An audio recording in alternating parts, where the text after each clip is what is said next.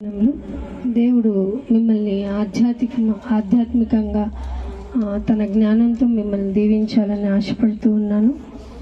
దేవుని యొక్క మాట మనిషికి అర్థమైనంత ఈజీ కాదు. నేను చెప్తున్నాను, ఎప్పుడును మనిషి ఆలోచించుకునేటువంటి జ్ఞానంతో కనుక దేవుణ్ణి ఆలోచిస్తే అర్థం కాడు. మీరు అనుకున్న విధంగా ఆయన పూజింపబడడు, ఆయనకి ఇష్టం లేదు కూడా. అందుకే మనుషులు కల్పించిన పద్ధతులు అనే పదప్రయోగం బైబిల్లో ఉంది. ఆ విషయాన్ని గుర్తు చేయడానికి తనకంటూ ఒక ప్రత్యేక బృందాన్ని ఆయన పెట్టుకున్నారు. వారు నిరంతరము పోరాటం చేయవలసిందే భూమి మీద ఉన్నప్పుడు. దాని అర్థం ఏమిటి అంటే, మనుషుడు తాను ఏర్పాటు చేసుకున్న భక్తి విధానం కాదు, నేను ఇచ్చిన ధర్మశాస్త్ర గ్రంథం అని ఒక లేఖన భాగాలు కలిగినటువంటి గ్రంథాన్ని మీ చేతికి ఇచ్చాను. అది మిమ్మల్ని నా దగ్గరికి చేర్చడానికి తప్ప, నేనేంటో మీకు తెలియజేయడానికి తప్ప, నా గురించిన ఎస్టిమేషన్ మీరు గ్రహించుకోవటానికి తప్ప, మీకు ఆపదలు వస్తే చదువుకోవటానికో, లేదంటే అనుదిన వాక్యము అంటూ ఇప్పుడు ట్రెండింగ్ చేస్తున్నటువంటి ప్రస్తుత విధానాల బట్టో నేను వాక్యాన్ని ఇవ్వటం లేదు. ప్రతిదినము ధ్యానిస్తే తప్ప నా మాట అర్థం కాదు అన్న మాట మీరు గుర్తుపెట్టుకోవాలి. దేవుని మాటను జ్ఞాపకం చేసుకుందాము. కీర్తనల గ్రంథము 4వ అధ్యాయము, కీర్తనల గ్రంథము 4వ అధ్యాయము 4వ వచనం చూడండి. అందరూ తీద్దాము. చదువు. ఏమి నుండి? ఈ రోజుల్లో కరువు అవుతోంది. ఈ రోజుల్లో దేవుడు ఎదురు చూస్తున్న విషయం ఏమిటి అంటే ఇదే, భయము నుండి. ఎక్కడ చూసినా ఏమండి, లోకాన్ని వదిలేద్దాం. లోకంతో మన సంబంధం లేదు, వేరుపరచబడ్డాం అనుకుంటున్నాం. సరే, లోకాన్ని వదిలేసి సంఘంలోనికి వచ్చేసామన్న వాళ్ళలో కనపడుతున్న జబ్బు ఏంటంటే భయం లేదు. దేవుని మాట చెప్పబడుతుందన్న భయం లేదు, దేవుని మాట ప్రకారం బ్రతకాలి అన్న ఆలోచన లేదు, దేవుడు ఏం చెప్తారో దానికి తలొగ్గుతామన్న ఆలోచన లేదు. అందుకే దేవుడు ముందే రాయన చేశాడు, భయము నుండి పాపము చేయకండి. ఇది ఏ దేవుడు చెప్పరండి. మీరు ఏదన్నా చేసుకోండి, పాప పరిహారార్థం టెంకాయ కొడతావా, పూలిస్తావా, లేకపోతే నీ అతి విలువైన వస్తువులు నాకు హుండీలో వేసిపోతావా అంటాడు.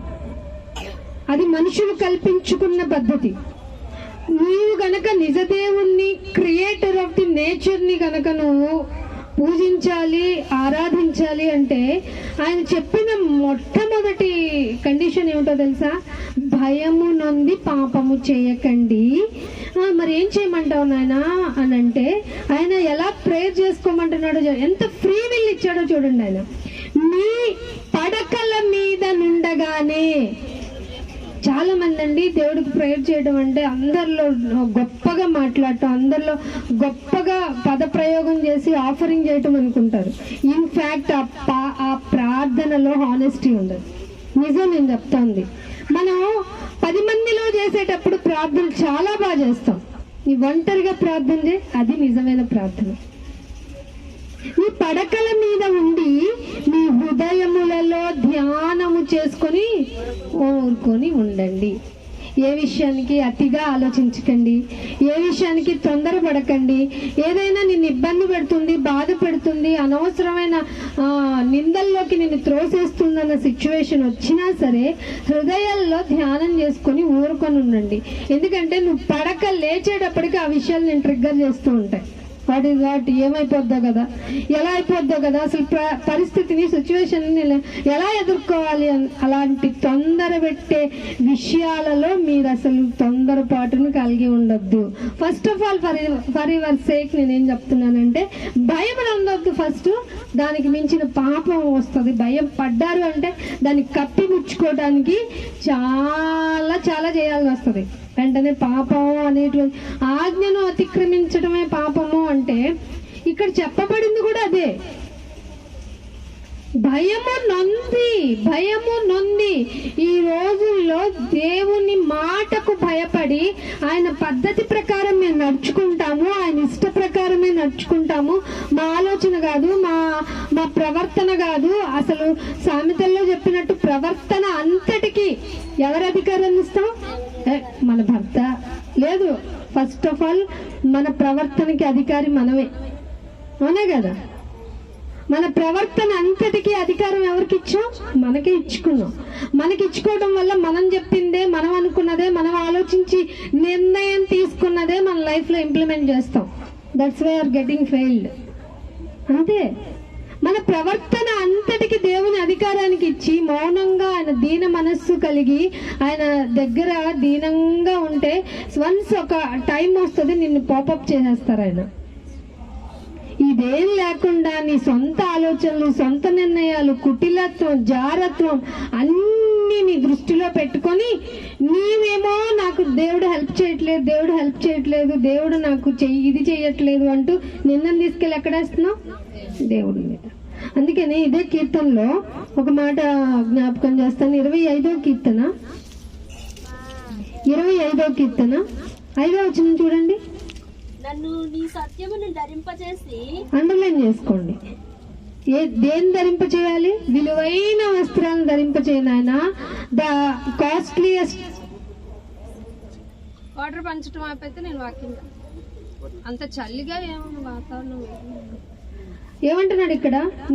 నన్ను నీ సత్యమును అనుసరింపజేసి. ఇదండి దేవుడు కోరుకుంటుంది, సత్యము. ఇందాకే చెప్పారు సిస్టర్, సత్యం అనగా వాక్యం అండి. అది లేకపోతే ఈ భయంకరమైన పాప లోకంలో నీలాంటి వాళ్ళు, సున్నిత మనస్కులు, దేవుని మనస్సు కలిగిన వాళ్ళు బ్రతకడం కష్టమే. ఏమంటున్నాడు? నన్ను నీ సత్యమును అనుసరింపజేసి నాకు ఉపదేశము చెయ్యుము. ఎవరన్నా దేవుని ఉపదేశాన్ని కట్టుబడతారు? అసలు పెళ్లి, పేరెంటం, ఫంక్షన్, బర్త్డేస్ అంటే ఎంత టైం అయినా మనం స్పెండ్ చేయగలం, కానీ దేవుని ఉపదేశం అంటే మనలో ఎక్కడ లేని వీక్నెస్ గుర్తు చేస్తుంది సాతాను. కింద కూర్చోగలను, నేను పైన కూర్చోగలను, అయ్యో నేను ఇలా చేయగలను, అయ్యో నేను ఇంటి దగ్గర అది పెట్టొచ్చు, అలా నీలో తొందరపాట్లు కలగజేసి అసలు ఆయన చెప్తున్న మాట ఇక్కడ నువ్వు అనుకుంటున్నావు వాళ్ళు ఏదో పెట్టుకున్నారు. కాదు, వాళ్ళ ద్వారా ప్రేరేపించబడి నిన్ను ఇక్కడికి లాక్కొచ్చి పడేశాడు దేవుడు. నువ్వు వినాలి. నీకు టైం అయిపోతుంది, నువ్వు వినాలి. లాస్ట్ మాటలు ఒక కన్సిడరేషన్ తీసుకొని నీకంటూ నీ జీవితంలో మోడిఫికేషన్ జరగాలి. దాన్నే మారు మనసు అంది బైబిల్. ఆ మారు మనసు రిపిటేషన్ గనక జరిగితే, రిపెంటెన్స్ అయితే గనక ఆయన రాజ్యంలోనికి వస్తావు. లేకపోతే నువ్వు చాలా డేంజర్లో ఉన్నాయి. లోకం అనేది మంచిది కాదు, ఈ లోకం నివాస యోగ్యమైనది కాదు. అందుకే అంత గొప్ప విశ్వాసులకు ఫాదర్ ఆఫ్ ఫెయిత్ ఆయన ఎలా ఉన్నాడట? నాకెందుకులేనైనా, గొప్ప రిచెస్ట్ పర్సన్, నేను గుడారంలో ఉంటానులేనైనా, ఎందుకు వచ్చిన గోలా? ఎందుకంటే ఏదన్నా నేను కట్టుకున్నాను అంటే దాని మీద ఆశ పెరుగుతుంది, నీ మీద ఆశ తరుగుతుంది. So I will living in the hunts only. ఇలాంటి డిగ్రేడ్ కావాలి దేవుని బిడ్డలకి. ఆలోచన రాదు, అలా ఉండదు. దేవుడి దగ్గరకు వస్తే ఏదైనా ఇచ్చేస్తాడు. ఎందుకు ఇవ్వాలి? నీకు జీవాన్ని ఇచ్చాడు, సరిపోదా? తినడానికి ఫుడ్ ఇచ్చాడు, సరిపోదా? వస్త్రాలను ఇచ్చాడు, సరిపోదా? నీకు ఏ ఫెసిలిటీ కావాలంటే అది చేసి పెడుతున్న ఆయన్ని ఇంకా చులకనగా చూస్తున్నావా? ఆయన ఉపదేశం రిజెక్ట్ చేసేస్తున్నావు ఏంటి నువ్వు? అందుకే ఏమంటున్నాడు? రిపీట్ చేయండి ఆ మాటని. నీవే నాకు ఉపదేశం చేయము, నీవే నా రక్షణకర్తవైన రక్షణకర్త. ఈ పద ప్రయోగం ఎక్కడ దొరుకుతుంది మీకు? రక్షించడానికి కర్త ఉన్నాడు, ఆయనే మన సృష్టికర్త అయిన దేవుడు. ఆయన తన దగ్గరికి డైరెక్ట్ గా మనం వెళ్ళి ఆఫరింగ్ చేసుకునే ఛాన్స్ పోగొట్టుకున్నాం మన ఫోర్ ఫాదర్స్ ద్వారా. సో అయినా కానీ మన మీద ప్రేమను ఆయన పోగొట్టుకోకుండా తన కుమారుడు ద్వారా మనల్ని మళ్ళీ పిలుచుకున్నాడు. ఆ కుమారుడు త్యాగం చేశాడు. నార్మల్ సాక్రిఫైయింగ్ కాదు ఆయన చేసింది. నువ్వు నేను యాజ్ ఎ ఫాదర్ గా, యాజ్ ఎ మదర్ గా, యాజ్ ఎ చిల్డ్రన్ గా, యాజ్ ఎ గుడ్ ఫ్రెండ్ గా, యాజ్ ఎ క్లోజెస్ట్ ఫ్రెండ్ గా కూడా చేయని త్యాగం ఏమిటో తెలుసా? ప్రాణత్యాగం. ఆ ప్రాణత్యాగానికి ఆయన కట్టిన వెల ఏంటో తెలుసా? అమూల్యమైనది. నువ్వు నేను ఈ ప్రపంచంలో ఎన్ని వేల నదుల సంపద ఉన్నా కానీ, ఎంత రిచెస్ట్ పర్సన్ వాళ్ళ కుప్పలు కుప్పలుగా ఇక్కడ పోసినా కానీ వాళ్ళ ఆస్తి సరిపోనంత అమూల్యమైనది.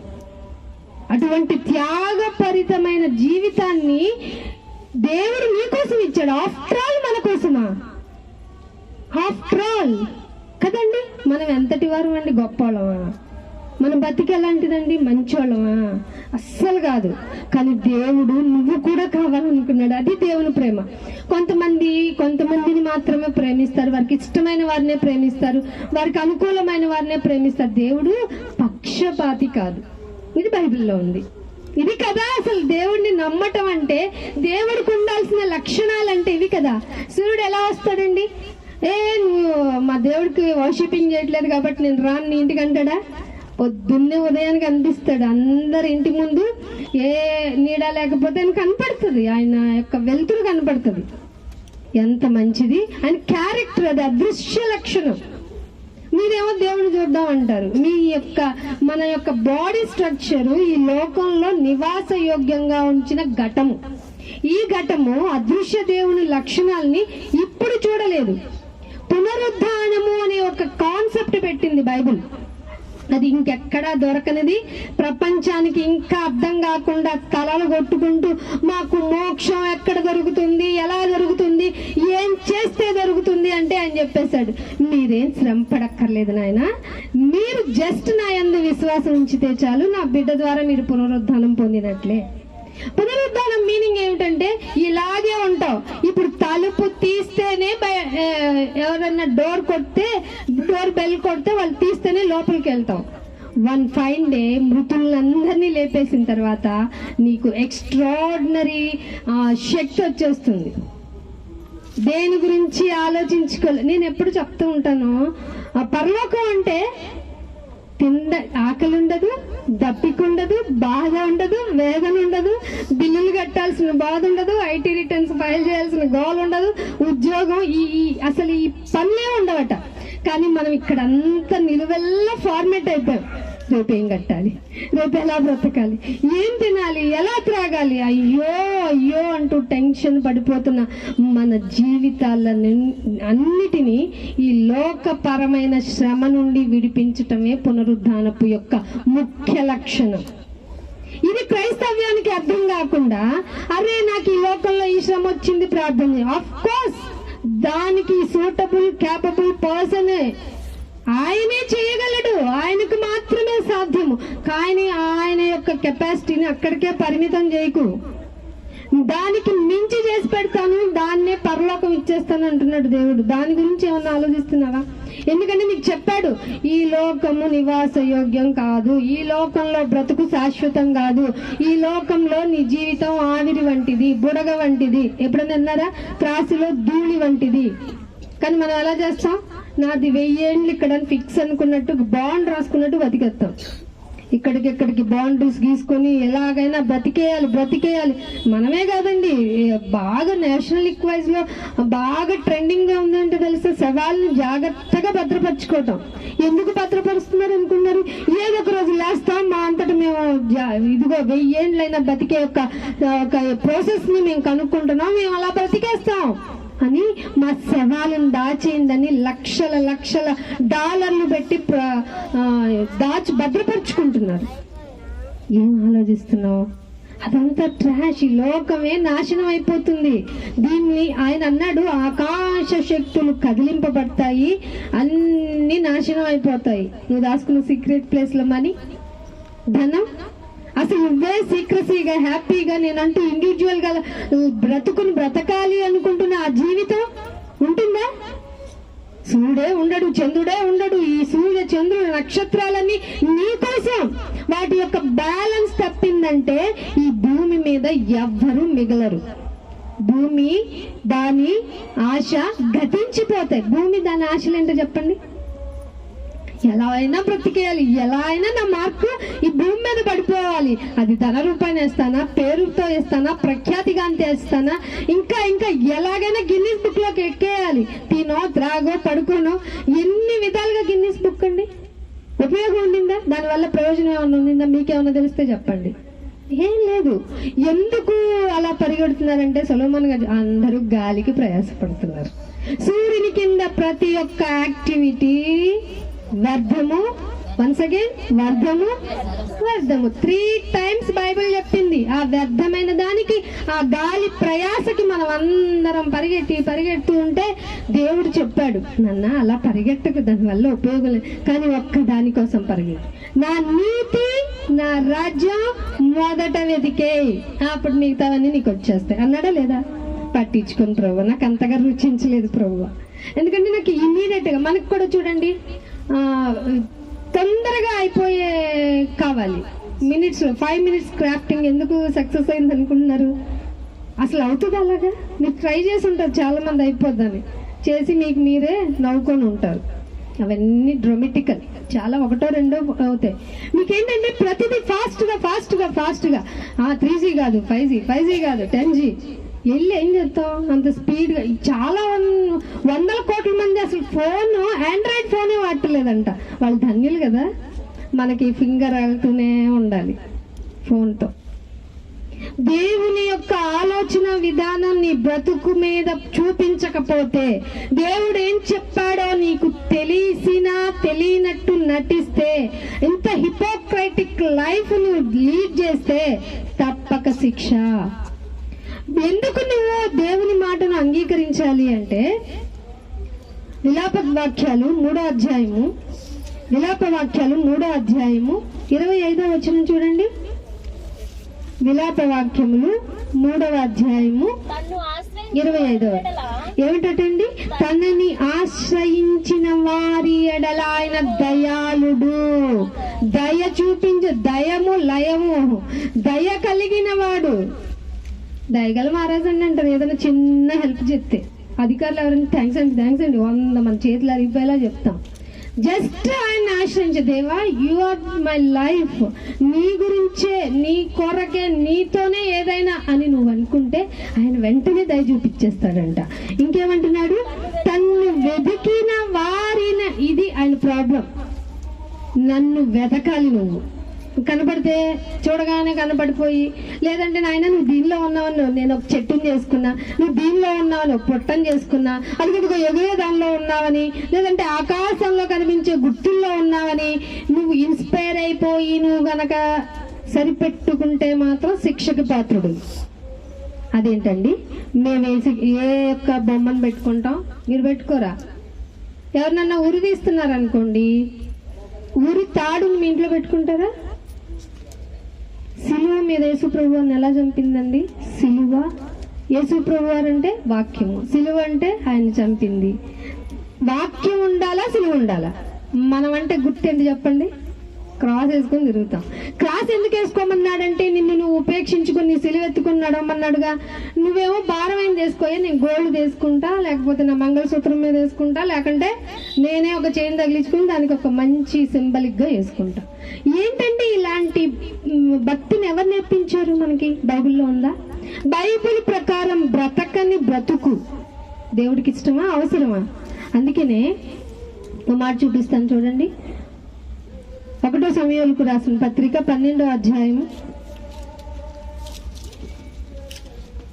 1 సమూయేలు రాసిన పత్రిక 1 సమూయేలుకు రాసిన పత్రిక 12వ అధ్యాయము 1 సమూయేలు 12వ అధ్యాయము 14వ వచనం. ఏమిటండి? ఎవరి యందు భయభక్తులు? మీ ఇంట్లో నాన్న, మీ ఇంట్లో అమ్మ, స్కూల్లో టీచరు, సంఘానికి వస్తే కాపరి, వీళ్ళందరూ యందు భయభక్తులు చూపిస్తారు. ఎందుకంటే వీళ్ళు మిమ్మల్ని చూస్తున్నారు కాబట్టి. మీ భ్రమ ఏంటంటే దేవుడు చూడగా ఆయన అదృశ్యుడులో బాబు, నువ్వు ఎక్కడికి వెళ్ళినా ఉన్నానన్నాడు బైబిల్లో. చదవాలి రోజు నువ్వు బైబిల్ని. పైకి వెళ్తావా, అక్కడ ఉన్నాను, కింద ఉన్నావా, ఇక్కడ భూమి మీద ఉన్నావా, ఇక్కడ సముద్రపు లోతుకి వెళ్తావా, అక్కడ కూడా ఉంటాను. నువ్వు ఎక్కడికి వెళ్ళినా ఉండేది ఆయన. ఆయన అంటున్నాడు భయభక్తులు కలిగి ఆయన మాటను విని. ఏంటండి వింటున్నారు ఎవరన్నా? అసలు చెప్పబడుతున్న మాట వీళ్ళు వినటం లేదని ఇక్కడ స్క్రీన్ లేదన్న దేవుడు ఇలా తెరదించేసి చూపిస్తే ఎంతమంది దోషులవుతాం? గ్యారెంటీగా అందరం దొరుకుతాం. ఆయన పాపం మన మీద ప్రేమ చూపిస్తున్నారండి బాబు. అరే ఇవాళ కాదు, రేపైనా ఎల్లుండైనా మారుతావనరా, నీకు టైం ఇస్తున్నాను. నా మాట విని ఆయన సేవించి ఆయన ఆజ్ఞకు భంగము చేయకుండా అని ఉంటుంది చూడండి. ఆయన ఆజ్ఞను భంగము చేయక ఏమిటంట, ఏం చేయకూడదంట? ఆయన చాలా ఆజ్ఞలు ఇచ్చాడు. ఆజ్ఞను భంగము చేయక ఆయనను సేవించి ఆయన మాటలు వింటే మీరును మిమ్మల్ని ఏలే రాజు పక్కన పెట్టండి. ముందు మనం బాగోవాలి కదా. రాజుల కొరకు యాజకుల కొరకు మీరు అందరూ ప్రార్థన చేయండి అన్నాడా లేదా దేవుడు? ఏమన్నాడు? మీరును మీ రాజును మీ దేవుడైన యెహోవాను అనుసరించిన ఎడలా ఏమవుతుందంటే మీకు క్షేమము కలుగుతుంది. ఎవరని చెప్పారు ఈ మాట? ఎవరు చెప్పరు. మీరు ఫాలో అవ్వాలి, మిమ్మల్ని లేలే వాళ్ళు ఫాలో అవ్వాలి. అంటే మీరు ఎంత పని ఉంది మీ మీద, మీ ఇంటి పక్కన వాళ్ళే మారరు, నీ ఇంట్లో వాళ్ళే మారరు, నువ్వు నీ ఊరి వాళ్ళే మారరు, నీ రాష్ట్రం వాళ్ళే మారరు. నీ నేలే రాజు ఎక్కడా? ఎంత పని ఉందో తెలుసా నీకు? అందుకే ఈ కుటుంబం ఇక్కడ హౌస్ ఓపెనింగ్ కోడికలు ఎందుకు అనుకుంటున్నారు?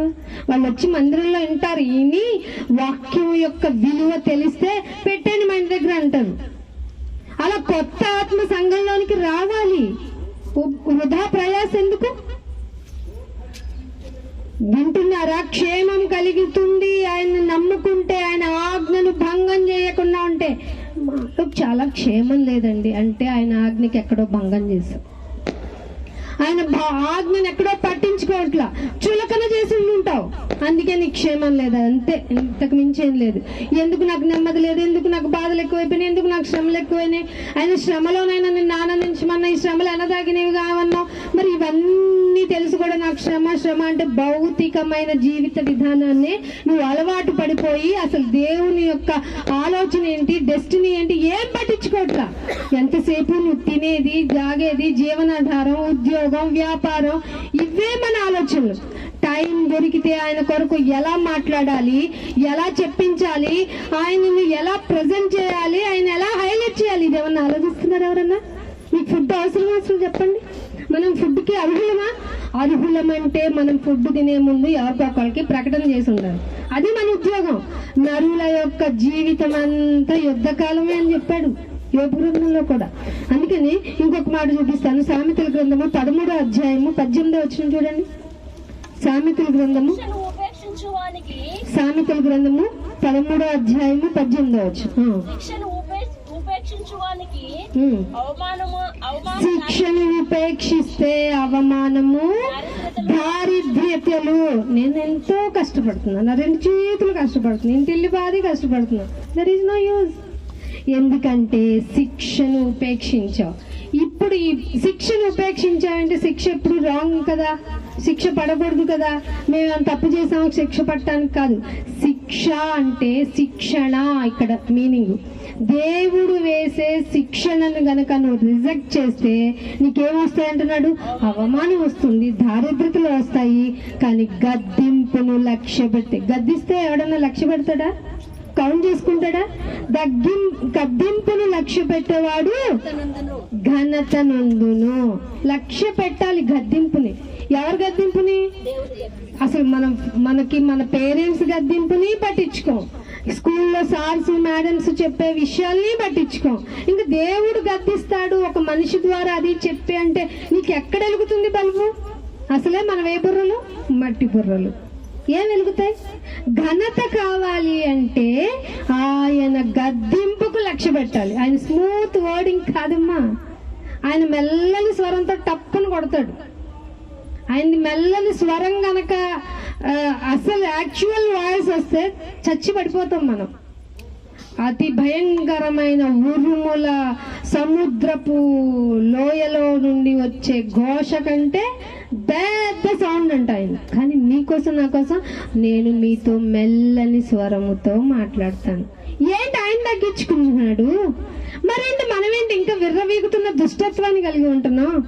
విర్రవీగుతున్న దుష్టత్వం అంటే వాక్యం చెప్తా చెప్పకపో అయితే ఏంటంట, అవసరమా మాకు తెలియందా? ఇవి విర్రవీగుతున్న దుష్టత్వం. తెలిసి పొగరు చూపించడాన్ని విర్రవీగుతున్న దుష్టత్వం అంటారు. వాక్యం నేర్చుకోవాలి. మీరు మందిరానికి ఇప్పుడు జనరేషన్ ఉంది కదా, ఈ జనరేషన్ అంతా ఏంటంటే జనరేషన్. ఈ జనరేషన్కి ఇప్పుడు ఒక క్వశ్చన్ వేస్తున్నారు, మందిరానికి వెళ్తేనే దేవుడు ఉంటాడా? అలా అని విని తప్పైంది మహాప్రభు అంటూ వచ్చిన బ్యాచ్ మేము బిఫోర్ వాళ్ళు. దేవుడు మందిరంలోనికి వస్తే ఎందుకు వింటాడు? మేము ఎక్కడుంటే అక్కడండా ఎస్ వింటాడు. కానీ నువ్వు మందిరానికి వస్తే వాట్ ఈజ్ వాట్ అనేది క్లియర్గా తెలుస్తుంది. నీ ఇంట్లో ఉంటే కాసేపు చదువుతావు, కాసేపు మొబైల్ చూస్తావు, కాసేపు ఇవాళ చదివాను రేపు చదవక్కర్లేదు అనుకుంటా. నీ నీ స్వబుద్ధిని ఆధారం చేసుకోనక్క అనే ఒక మాట ఉంది సామెతల్లో, తెలుసు కదా. మనం ఎప్పుడు దేవుడి విషయానికి వచ్చేటప్పటికి సొంత బుద్ధి ఏముంటుందో తెలుసా? I will manage my life అంతే తెలుసా అంటాం. No, not at all. అసలు మన వల్ల కాదు. మన లైఫ్ మేనేజ్ చేసుకుందామని మనం ఒక పిచ్చి కాన్ఫిడెన్స్ తో ఉంటే సాతాను బోల్డ్ అని చూపించి నేను తీసుకెళ్లి ఊరిలో పడేస్తాడు. అర్థమైందా? ఎప్పుడు నువ్వు దేవుని మాటకు లోబడి ఉంటే తప్ప నీ జీవితం ఇటు అదే చెప్పాడు, అది దావీదు గారు అనుభవించి చెప్పారు. ఇటు 10,000 మంది, ఇటు 1,000 మంది, ఇటు 10,000 మంది పడితే ఐ డోంట్ కేర్ అన్నాడా లేదా? మీరు ఇంట్లో ఒక్కరిని తట్టుకోలేరు. ఎందుకో తెలుసా? ఆయన గద్దింపుకు లోబట్టడం లేదు, ఆయన శిక్షణకు లోబట్టడం లేదు, ఆయన ఆలోచన విధానానికి రావట్లా. నీ సొంత బుద్ధితో స్వబుద్ధితో నేను చేసేదే కరెక్ట్. ఎప్పుడు ఒక మాట ఉంటుంది కదా, ఎవడో వెళ్ళేటప్పుడు ఏంట్రా నువ్వు ఇట్లా వెళ్తున్నావు అంటే, ఎవడు త్రోవ వాడికి ఎలా ఉంటుంది? Very fair. నేను బాగానే వెళ్తున్నాను, నాకు తెలుసు, నేను బాగా వెళ్తాను. ఎందుకంటే నా గురించి నాకు బాగా తెలుసు. పిచ్చి తెలుసు నీకు, నీ గురించి నీకేం తెలీదు, నా గురించి నాకేం తెలీదు. ఎప్పుడు ఎలా మారుతామో తెలీదు. అంత డేంజరస్ ఫెలోస్ మనం.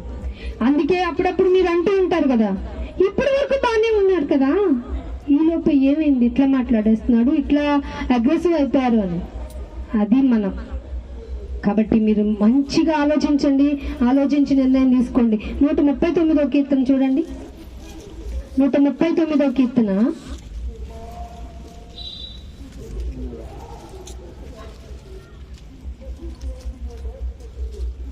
16వ వచనం చూడండి. నేను పిండమునై ఉండగా ఈ కన్నులు నన్ను చూచెను, నియమింపబడిన దినములలో. అండర్లైన్ చేసుకోండి. ఎప్పుడైనా మీకు నియమింపబడిన దినాలు ఫిక్స్ చేసి భూమి మీదకి వచ్చారని మీ పేరెంట్స్ చెప్పారా? అసలు మీకే బొరలేదా?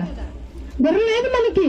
మనం అనుకుంటా నేను నా లైఫ్ స్టైల్ని బట్టి, నేను తినే ఫుడ్ని బట్టి, నా జీన్స్ని బట్టి, లేదంటే నేను తీసుకుంటున్న ఆ ప్రోటీన్ ఫుడ్ని బట్టి నేను బతికేస్తాను అనుకుంటున్నావు. కానీ నువ్వు ఎన్ని చేసుకున్నా ఏం చేసుకున్నా నీకు నియమించేశాడు దినాలను దేవుడు, తెలుసా? నియమింపబడిన దినాలు ఒకటి కూడా కాకముందేనట ఆ దినములన్నిటినీ, ఈ రోజు ఈ డేట్ ను వీళ్ళు భూమి మీదకి ఆ ప్లేస్ లో ఆవిడ ద్వారా అక్కడికి రావాలి. అదే కొన్ని రోజులు అయిన తర్వాత సో డేట్ ను వాళ్ళు మాయమైపోవాలి అని దేవుడు. అందుకే చాలా మంది పాడుతూ, మాట్లాడుతూ, తింటూ, నిద్రపోతూ, లేదంటే ఇంకేదన్నా పనులు చేస్తూ సడన్ గా అగ్రెసివ్ అయితే టప్పని పడిపోతున్నారు. ఎందుకో తెలుసా? అక్కడితో ఆ సెకండ్ తో వాళ్ళ టైం అయిపోయింది. ఇది ఎవ్వరు నాకు తెలిసి మీకు చెప్పలేదు. మీకు నియమించబడ్డాయి దినాలు, మీరు ఎప్పుడు పోతారో మీకు తెలియదు. రేపేమి సంభవించిన నరునికి తెలీదు. తెలియనప్పుడు ఎలా బ్రతకాలండి? కానీ మనిషి అంటే అంతా తెలిసినట్టు బ్రతుకుతాడంట, నాకు అన్ని తెలిసినట్టు బ్రతుకుతాడంట. అలాంటి మనుషుల పద్ధతుల్ని మీరు రాజమార్గం చేసుకోకండి, అవి తుదకు మరణానికి దారి తీస్తాయి. కానీ దేవుడు చెప్తున్నాడు, నా పద్ధతి ప్రకారం నా జీవితం, నేను మీ జీవితాల్లో ఏం చేయాలని ఆశపడుతున్నానో నా పద్ధతి ప్రకారం గనకనే బ్రతికితేనే మీకు ఈ లోకమునందు రాబోయే లోకమునందు జస్ట్ అలా పాస్ అయ్యేలాగా అయిపోతుంది మీ లైఫ్, అంతే.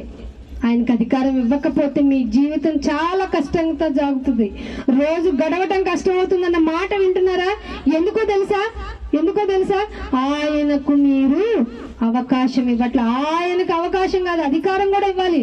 అవకాశం ఇవ్వని వాళ్ళు అధికారం ఏమిస్తారు? మీరు మీ భర్త మాట వినరు, తల్లిదండ్రుల మాట వినరు, ఎవరి మాట పట్టించుకోరు. నాకు నేనే తోపునే అనుకుంటా ఉన్నాం మనం. అంత బుద్ధిహీనుడు తను వెళ్లే మార్గాన్ని ఐ విల్ మేనేజ్, చేయలేమండి, ఏం చేయలేం. మన జీవితము ఆయనకి ఇవ్వాలి. అందుకే 1వ దశలోనికి రాసిన పత్రిక 5వ అధ్యాయము, 1వ దశలోనికి రాసిన పత్రిక 5వ అధ్యాయము 2వ వచనం చూడండి. రాత్రి వేళ దొంగ ఎలాగూ వచ్చును అలాగే ప్రభువు దినము వచ్చునని మీకు బాగుగా తెలియను. ఎలా అంట? రాత్రి వేళ దొంగ ఎలా వస్తాడో ప్రభు దినం. మీకు తెలుసా? మీ ఇంటికి ఎప్పుడైనా దొంగలు చెప్పొచ్చారా? అసలు ఆ ట్రెండ్ ఉందా? ఆ సాంప్రదాయం ఉందా? ఏమండి ఏమనుకోకండి, వాళ్ళు మీ ఇంటికి వస్తాను దొంగతనానికి, మీకు మెలకు వచ్చినా పడుకోండి అని చెప్తాడు దొంగ. దొంగే అంత అన్ఎక్స్పెక్టెడ్ గా వస్తాడు. అసలు వస్తాడో రాడులే, మాకెందుకు వస్తాడు అనుకున్న ఏరియాలోకి ఎలా వస్తాడో, దట్ వే ఆఫ్ అన్ఎక్స్పెక్టేషన్ లో దేవుడు వస్తాడు. ఇది నిజం, చాలా చాలా నిజం. ఇది తెలియక చాలా మంది చాలా సాఫ్ గా జీవితాన్ని గడిపేస్తున్నారు. ఎంత సాఫ్గా అంటే విందు చేసుకుని తిందామా, త్రాగుదామా, తిని త్రాగి ఆడుకుందామా అన్నట్టుగా. ఈ దినాలు ఎక్కడ గడిచినాయి? ఎట్లాగా నోవాహు దినాలు గడిచినట్టు గడిచినాయి. నోవాహు దినాల్లో కూడా అంతే. తినటం తప్పండి? తినడమే ధ్యేయంగా పెట్టుకోవడం తప్పు. తాగడం తప్పండి? తాగడం కాదు, అస్సలు తప్పు కాదు. మనం తాగే విధానాల్లో ఉన్నాయి చూసారా? ఏమండి, ఐస్ వాటర్ని కిడ్నీ గనక సపరేట్ చేసుకొని మీకు దాహం అయిందని సిగ్నల్ బ్రెయిన్కి ఇవ్వడానికి 8 hours పడుతుంది తెలుసా? కూల్ వాటర్ ఎక్కడ వెళ్ళాలి? మీకు టంగు మీదకి వెళ్ళాలి. అలాంటిది వద్దన్నవి, చేయకూడనివి, లిక్కర్ అని ఇంకేవేవో తాగేస్తున్నారు కదా. దానివల్ల కిడ్నీ ఎంత బాగా సఫర్ అయిపోతుందో తెలుసా? పుట్టుకుని పోయే పరిస్థితి రావడానికి ముందు వాళ్ళు ఎదుర్కొనే పరిస్థితులు ఏంటో తెలుసా? యూరిన్ వెళ్ళాలంటే ఒక బ్యాగ్, మోషన్కి వెళ్ళాలంటే ఒక బ్యాగ్, తినాలంటే ఒక ట్యూబ్, లేవాలంటే లేపలేని పరిస్థితులు. మనుషులు ఎవరు ఉండరు, ఎన్నాళ్ళు చేస్తారండి? పడక మీద ఉంటే ఎన్ని రోజులు చేయగలరండి ఎవరైనా? ఏదో ఒక రోజు విసుక్కుంటారు. ఆ పరిస్థితి రాకముందే ప్రకటన ఇందాక చదివించారు కదా 2:22లో, నిన్ను ఎలాగైనా మార్చుకోవాలన్న ఆశరా, నిన్ను నేను ఎలాగైనా మార్చుకోవాలి, నీ మీద నాకున్న ప్రేమ అలాంటిది, నేను నిన్ను కని ఉన్నాను. లోకపు దేవుళ్ళ ప్రకారంగా నాకు ఇచ్చేయండి, మీరు ఇచ్చేయండి అనే టైపు కాదురా. మీకోసం నేను అన్ని ఇచ్చే దేవుణ్ణి, అన్ని ఇచ్చే దేవుణ్ణి నేను. అందుకే నిన్ను లాస్ట్ వరకు కాపాడుకోవడానికి జస్ట్ శిక్షిస్తున్నాను. వినవా నీ బిడ్డను ఎలా కొట్టి మరీ చెప్తావో అంతకంటే ప్యాంపరింగ్ చేస్తున్నాను రా నేను అని చెప్తూ ప్రకటన 22 చూడండి, 2వ అధ్యాయం 22లో ప్రకటన గ్రంథము, మారు మనసు పొందుటకు సమయము ఇచ్చాను. ఏమిచ్చాడంటే ఆయన? ఏం అవసరం అండి? ఎందుకు ఇవ్వాలి? నువ్వు మారరా అంటానికి ఆయన టైం ఇస్తున్నాడా? నువ్వు ఎన్నిసార్లు చెప్పినా మారలేదు కనుక నేను హత్య చేసేస్తాను, భార్య తాగుబోతున్నైనందుకు. ఎన్నిసార్లు చెప్పినా నువ్వు చెడు పనులు చేయొద్దన్నా చేస్తున్నావు కాబట్టి నీకు డివోర్స్ ఇచ్చేస్తున్నావు భర్త. కానీ మారు మనసు పొందుటకు నీకు అవకాశం ఇచ్చినను విడిచిపెట్టి మారు మనసు పొందనల్లదు. ప్రపంచ పరిస్థితి మారు మనసు పొందనల్లదు. అయినా అగైన్ ఐఎమ్ గివింగ్ ఛాన్స్ అంటున్నాడు చూడండి. ఇదిగో నేను దానిని మంచము పట్టించి. చాలా మంది అంటారు మంచం పట్టానంటే ఇక నాకు పోయే కాలం. ఎస్, ఎగ్జాక్ట్లీ, పోయే కాలం ఎక్కడికో తెలుసా? నరకానికి. మంచం పట్టిన తర్వాత ఒక్కసారి నాయన, తండ్రి, దేవా, ఏదో తెలియక నా జీవితంలో తప్పు చేశాను అని చివరి క్షణంలో నువ్వు రియలైజ్ అయినా నిన్ను యాక్సెప్ట్ చేస్తాడు. అందుకే సిలువ మీద దొంగని అలాగే పిలుచుకున్నాడు, ఇక నుంచి నాతో రాజ్యంలో ఉంటావు. అంత సింపుల్ గా ఒక్కసారి ఆయనకి ప్రణమిలితే చాలండి, ఒక్కసారి ఆయన దగ్గర తగ్గితే చాలండి, ఇంకంతా నిన్ను ఆయన చూసుకుంటాడు. ఏమంటున్నాడు? దాన్ని మంచము పట్టించి దానితో కూడా వ్యభిచరించు వారు దాని క్రియల విషయమై మారు మనసు పొందితేనే. ఏ విషయమే? ఏమన్నా మారు మనసు, నీ క్రియలు ఉన్నాయి చూసావా, అబద్ధం ఆడుకో. ఆడితే ఏంటంటే అవసరానికి అబద్ధం, తప్పేంటి? అవసరానికి ఒక అబద్ధము. అవసరం నిన్ను అబద్ధానికి తీసుకెళ్లే అవసరం ఏంటబ్బా? ఆ అవసరం వద్దు. నీ క్రియల విషయమై మారు మనసు పొందితేనే గాని నీ పొందాలి, లేకపోతే ఈ లోపు బహుశ్రమలు అవుతాయి. చాలా మంది చనిపోయేటప్పుడు చూస్తూ ఉంటాము, అయ్యో ఎందుకు ఈ అవసరం వీళ్ళకి అనిపిస్తుంది. అక్కడైనా వాళ్ళు ట్రిగ్గర్ అవ్వాలి. అని దేవుడు అంటే ఎలాగైనా శిక్షణను త్రోసివేయకురా అని లాస్ట్ సెకండ్ వరకు ఎవరు పోరాడుతున్నారండి? డాక్టర్లు ఏమంటారు చెప్పండి? మా చేతిలో ఏం లేదండి, మా చేతిలో అంతా అయిపోయింది, మేము చేయాల్సిందంతా చేసాం. అదేంటండి ఇన్ని డబ్బులు పోసాం, ఇంకా కావాలంటే మా ఆస్తి మొత్తం తెచ్చి మీ పాదాల దగ్గర పెడతాం, మా చేతిలో ఏం లేదండి అంతా అంటారా లేదా?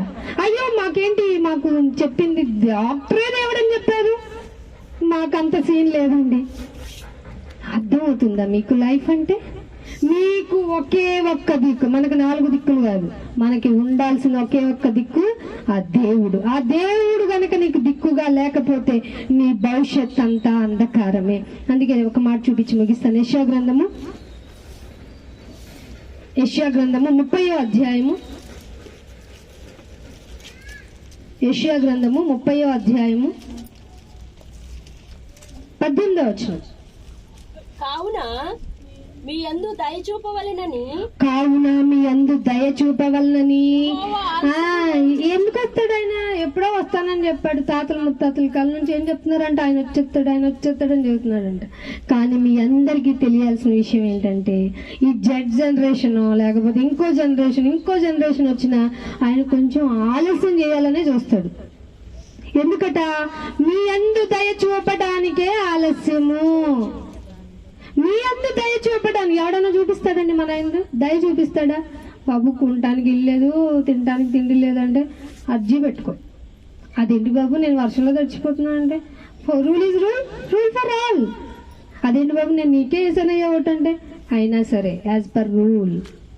కానీ మన అందరికి దేవుడిస్తున్న ఛాన్స్ ఏంటండి? దయ చూపవలనని ఆయన ఆలస్యం చేస్తున్నాడు. మిమ్మల్ని కరుణించాలి. ఆయన క్యారెక్టర్ అండి. ఎప్పటికైనా బిడ్డలు కరుణించాలి.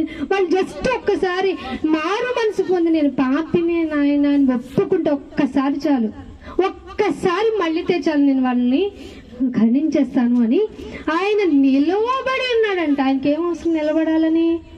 ఆయన యొక్క కెపాసిటీ తెలుసా మీకు? ఒక వచనంలో ఉంటది, ఎల్లప్పుడూ ఆయన సింహాసనాసీనుడై కూర్చుని ఉంటాడు. ఆయనకి లేవాల్సిన అవసరం లేదు, కానీ నిన్ను కరుణించాలని ఆయన నిలుచున్నాడట. ఏమన్నా మీకు మైండ్కి వెళ్తుందా? ఆలోచించండి. ఆయన నుంచున్నాడు నిన్ను కరుణించాలని, దయ చూపాలని ఆలోచన చేస్తున్నాడే. ఆయన గురించి ఆలోచించకుండా ఆయన న్యాయము తీర్చే దేవుడు. ఇంత టైం ఇచ్చాం, ఇంత ఆలస్యం చేశాను నిన్ను కరుణించాలని, నీకు దయ చూపాలని. ఏమిట్రా నువ్వు చేసావు?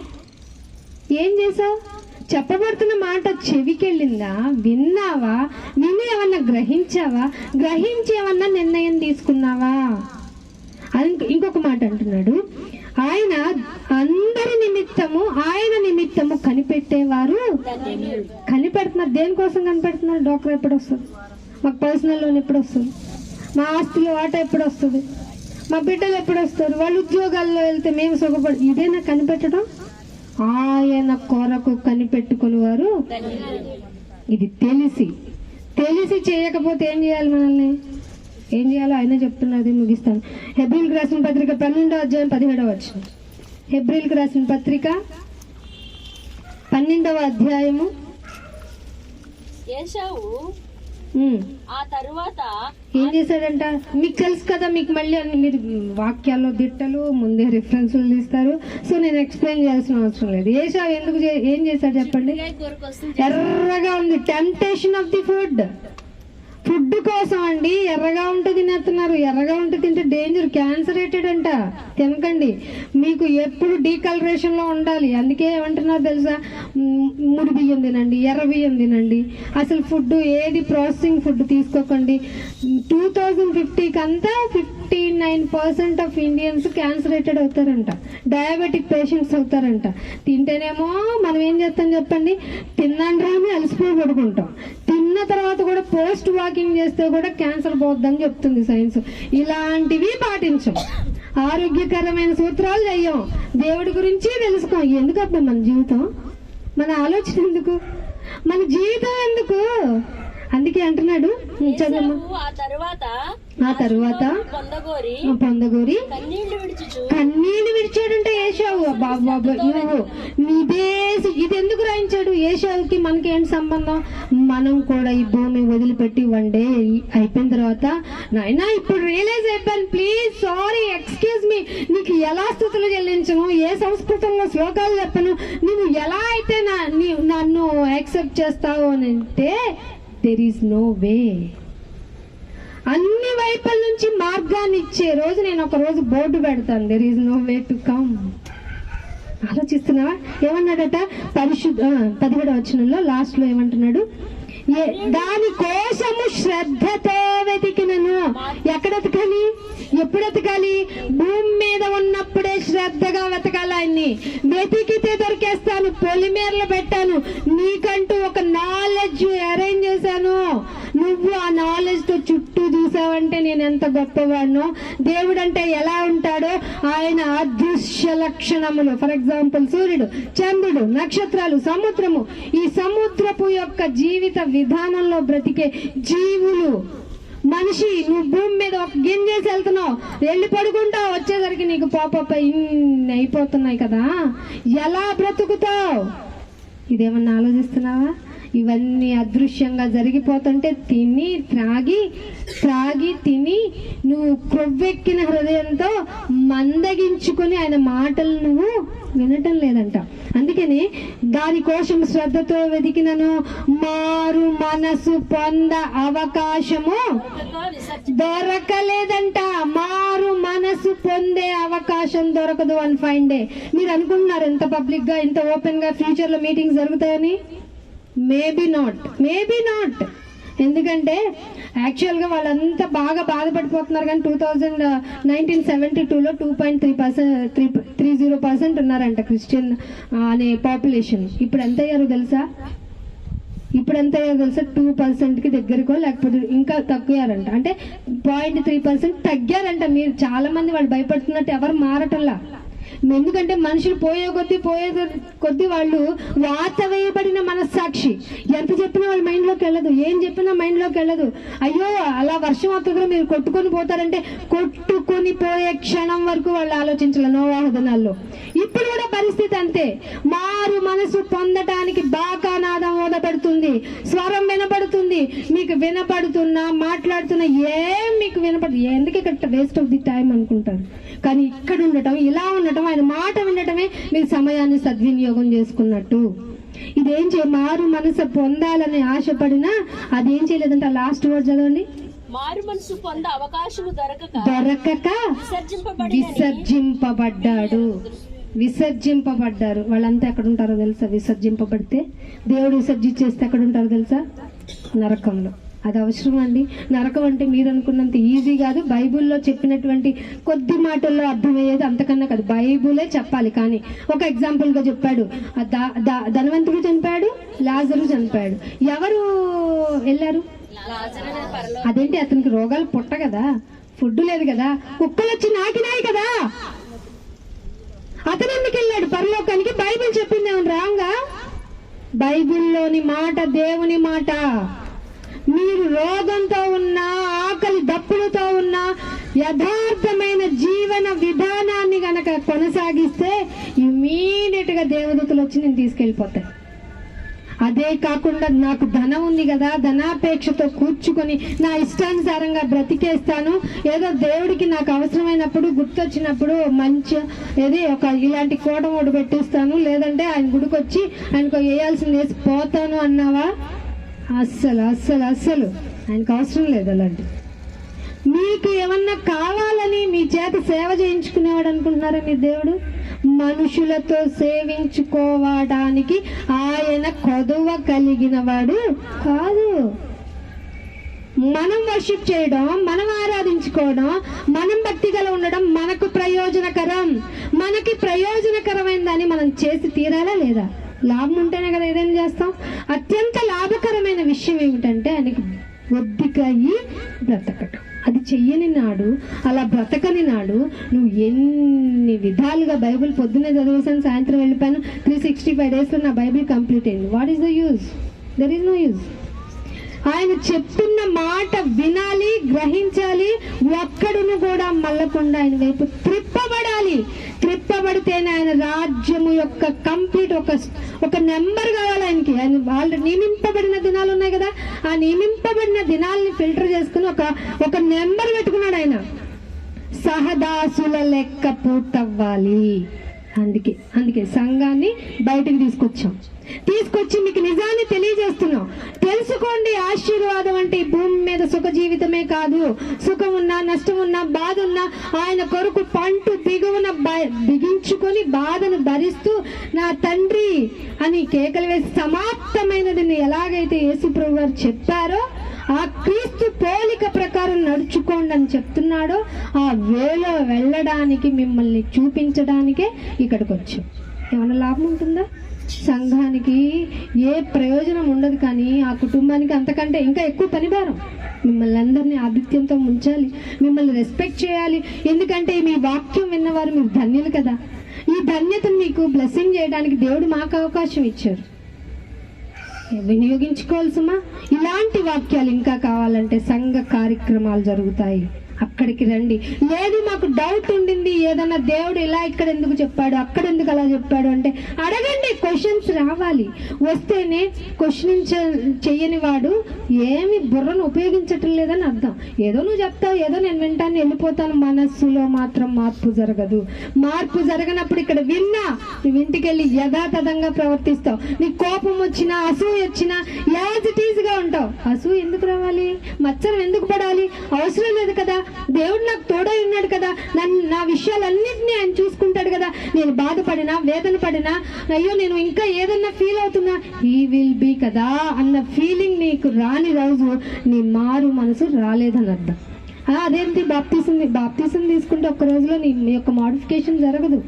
కాబట్టి ఆలోచించండి, నిర్ణయం తీసుకుని. లాస్ట్గా ఒక మాట చూపించేసి ముగించేస్తాను. లూకా సువార్త 7వ అధ్యాయము. ఈ మాట అవసరము. లూకా సువార్త 7వ అధ్యాయము 30వ వచనం. 7వ అధ్యాయము 30వ వచనం.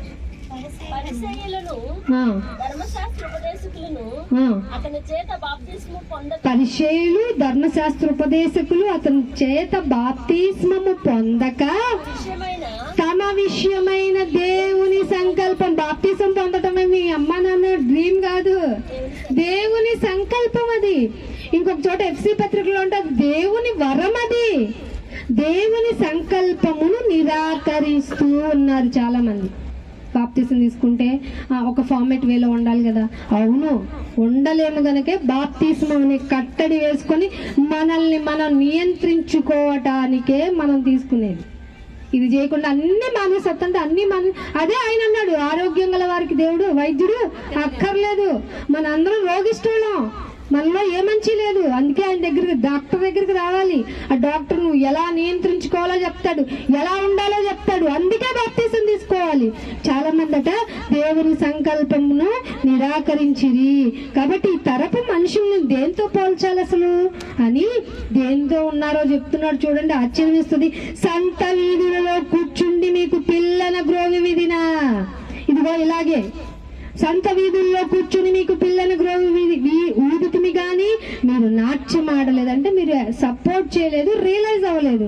మళ్ళీ ప్రలాపించితిమి కానీ మీరు ఏడ్వరైతిరి అని ఒకరితో ఒకరు చెప్పుకొని మీరు ఎలా ఉంటారు తెలుసా?